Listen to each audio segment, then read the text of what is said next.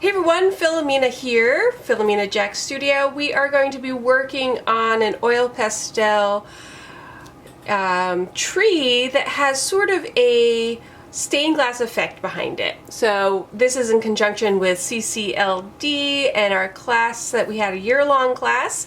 So you can check some of the other videos to see some of the other projects we've worked on, and let's get going. So you're gonna need, I have some watercolor paper here. I like using Canson brand watercolor paper. And this is the project we are working on. And for the life of me, I just recently organized the studio. I can't find my sample. So I have this picture. Here we go. So this is what we are aiming for. But of course it's going to look like yours. It's not going to look like mine. So I've got oil pastels. Black is going to be important. And then whatever colors you choose in the background, just pick some things that are brighter. Some things are a little more intense. And a pencil to start.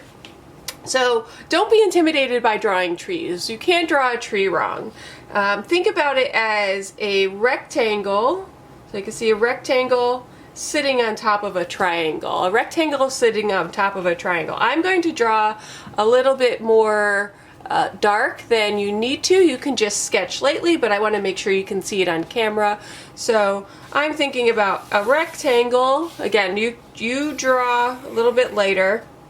And then it's sort of sitting on a triangle. So the base here is a little bit more, you can imagine a triangle, a little tip there, right? Rectangle sitting on top of a triangle. And then up here, think about the letter Y, YMCA for everybody, YWCA. Think about the letter Y. And then I just carve in some more triangles. Again, you draw more lightly than I am. I carve in some more triangles to get some extra branch action going on, and you could keep going on branching and branching and branching for as long as you like. Again, this is our sample here. And so for the background, for our stained glass effect, we want some ripples, some really soft lines. Again, I'm going to draw dark, but you can draw lightly. Some really soft lines, and maybe they intersect with your branches. Up and down, wavy lines. And then I divide those lines up almost like soft bricks. So again, soft, wavy lines. Be really free and easy here. Just enjoy yourself. Simple, happy lines.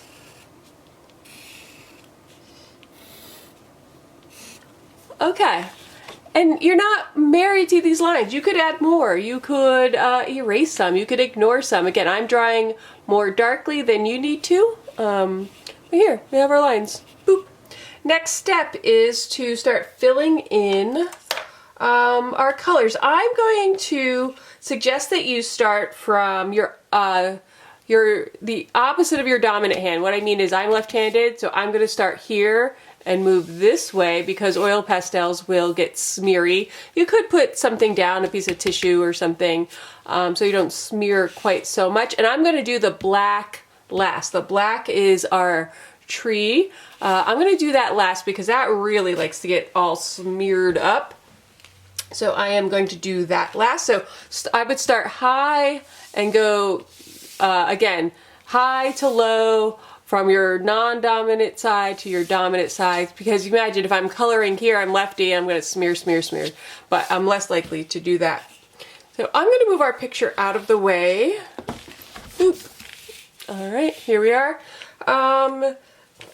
And now we're just coloring, my friends. We're just coloring. So I'm going to save the black to last.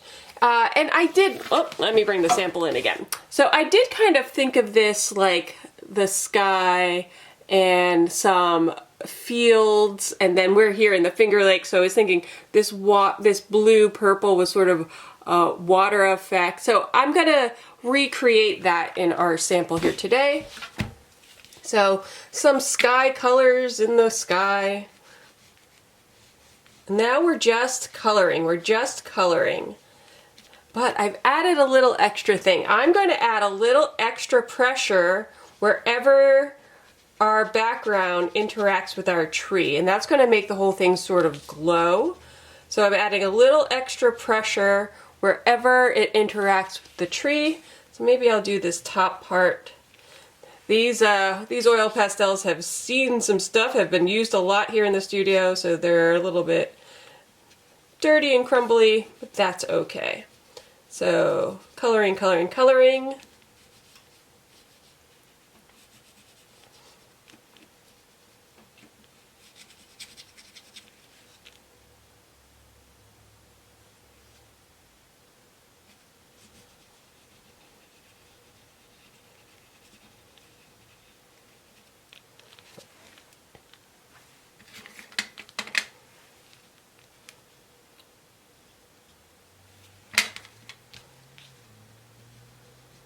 Be careful when they meet up, because blue plus yellow, what is it, class? What is it? That's right, it's green.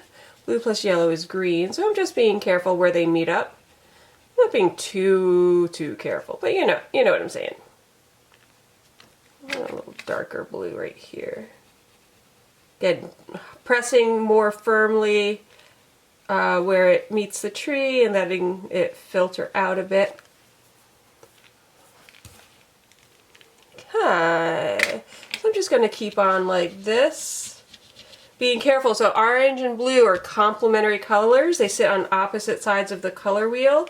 So just being careful there, because if those mix, we're going to get sort of a dulled down muddy color, and that typically isn't my preferred color value way.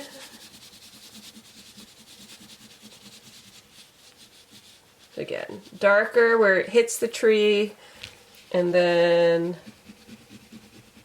I lighten up as it moves away from the tree. And we're going to be able to blend this later too. So again, we're using oil pastels. These are just Pastels, not the cheapest one in the store, but definitely not fancy schmancy.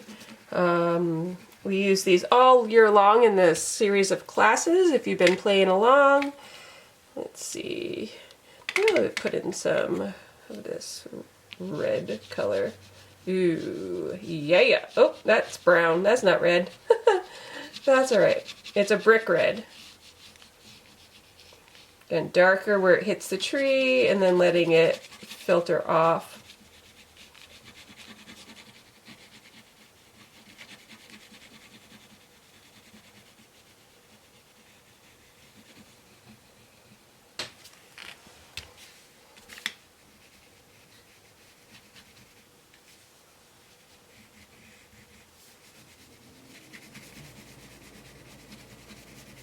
Alright, so I'm going to keep coloring. I'll be back. Okay, we are back. I have colored in my background. Again, I have used more pressure where it is interacting with the tree, as though the tree is creating a shadow. And now's a good time. I'm going to get out a Q-tip, a cotton swab. If you have some baby oil, you can use that to mush your oil pastels around, and just being careful that you don't mix your colors too much on your cotton swab. So in this orange area, I'm only going to use this end of the swab for that orange area. You can also use your fingers, and you'll see I'll do that too. And then for this brick red brown, notice I'm using the other end of the cotton swab because I don't want to get the orange in there too much. Do you say orange or orange where you are? Little kids always in art class like, Miss Jack, that's not how you say that. Well, I'm glad you're paying attention to what I'm saying. Haha. Okay, so See, once you smush with the cotton swab, again, you can use your fingers as well. Just be mindful of, you know, if you've had orange on your finger and then you go to blue, again, they're complementary colors, so they are going to mess with each other in a way that you might not like. So, green, again, darker behind the tree, and then it filters out.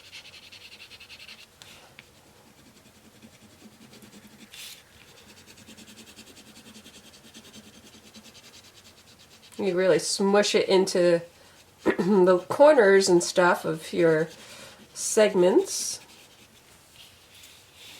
Nice. And then I'm going to be careful. I'm going to go, oh, you know what, let me do this dark green here.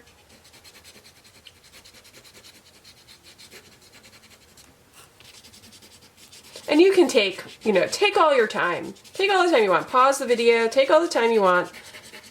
I'm just speeding along here because, you know, I want you to get the full video in. Alright, got it. And then I'm going to flip over to a new side of my cotton swab because I've got this dropping my things. Okay. Get those out of the way. Alright. I moved to the other side of the cotton swab so that I don't mix too much of that dark green in with this brighter green. You know, it's going to get mixed in some. And you can leave parts of this unsmoothed, unrubbed, and let the paper shine through. And if you had put down a layer of something else underneath, let's say you did yellow underneath there, you could see the yellow coming through, that might be really nice. Alright, so can you see that I've got it darker where it comes in connection with the tree? And again, I'm going to grab a new cotton swab for the blue down here.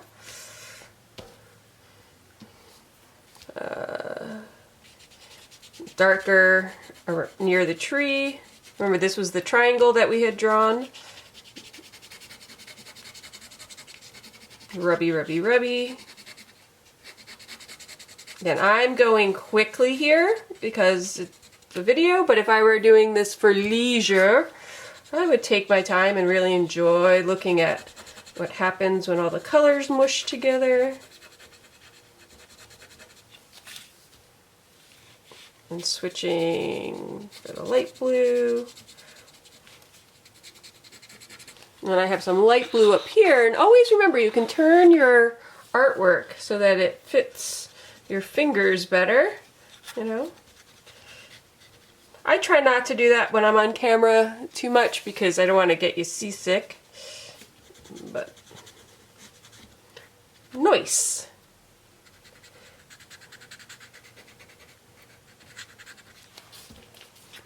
Ta-da! She's looking good. Alright, so now on to the tree. So I'm going to start by outlining my tree with my black, and I'm pressing pretty hard here. Again, I went on towards my non-dominant side first so that I'm less likely to smear it, because this black, ooh boy, it is smeary in the most lovely way.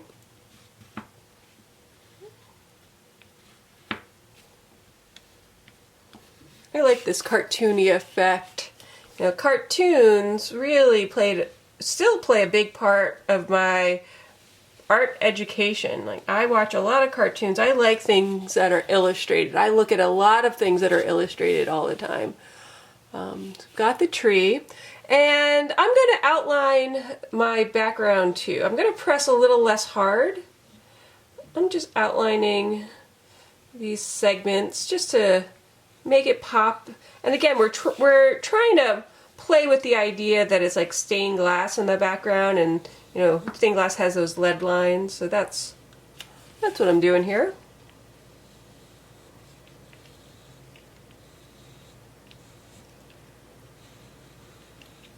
Looking at all this color is lovely. Right now as I film this, it's just after the Christmas 2022. It is gray and, well, the sun came out a little bit today, but you know, it is not colorful outside. So it is really nice to look at these colors. Okay, so I've outlined everything, and now I'm going to add some details to the trunk of my tree. Do you see how I sort of let my material skip? I'm not trying to make a solid line. I let it skip a bit. Maybe a little extra down here. A little bit up in my branches. Just to get a little more interest. And now, I'm going to make it so it looks like this isn't just one flat object. I'm going to make it so it looks like it's curving a little bit. And how I'm going to do that is I'm pretending that the light is hitting the tree front and center like this. That's why this shadow is happening here where we've made our color a little more intense. We've got this shadow happening. So that means that the edges of the tree are going to look a little bit darker than the front of the tree. I guess, is this a birch tree? Would you say it's a birch tree? So now I'm going to take if you're using baby oil right now or some sort of oil, this would be a really nice place to put it. So I am smearing, staying inside the tree. I don't want to go outside into the background here.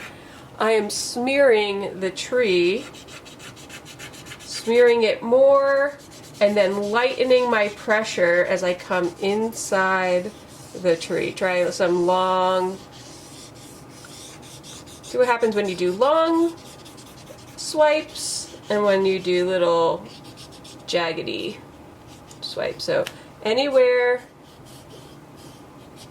I've got the outline of the tree, I'm making it smeared, so I have like a gray, not a solid black. I've got gray and maybe a little bit more at the, like the armpits of the tree where the branches branch off. You see what I'm doing? Yeah, okay. Ooh, it's so nice seeing all this color. Ooh.